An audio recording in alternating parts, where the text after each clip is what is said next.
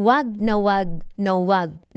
mong sasabihin na wala kang pera. Sa tuwing sinasabi mo na wala kang pera, nagtatampo sa iyo yung pera. And by virtue of the law of attraction, sa tuwing sinasabi o iniisip mo na wala kang pera, ano sa tingin mo yung ina-attract mo? Tama, mawawalan ka o hindi kaya wala nang darating na pera sa'yo. So the next time na yayain ka ng tropa mo na mag-inuman o hindi kaya kumain sa labas o hindi kaya manood ng sine, instead of saying, "Sorry bro, wala akong pera," ang sabihin mo, "Sorry bro, wala akong budget." Sa tuwing may mangungutang sa'yo, huwag mong sabihin, "Sorry pre, hindi kita mapapautang. Wala din akong pera." Ang sabihin mo, "Sorry pre, nahalaan sa iba yung pera ko." O hindi kaya, "Sorry pre, wala talaga akong budget sa pagpautang sa'yo." At kapag sasabihin nila, kuripot mo naman, wala ka bang pera? Excuse me, may pera ako pero wala akong budget para sa bagay na yan. It's a very simple thing to do, pero instantly, nagbabago yung mindset mo from a mindset of emptiness to a mindset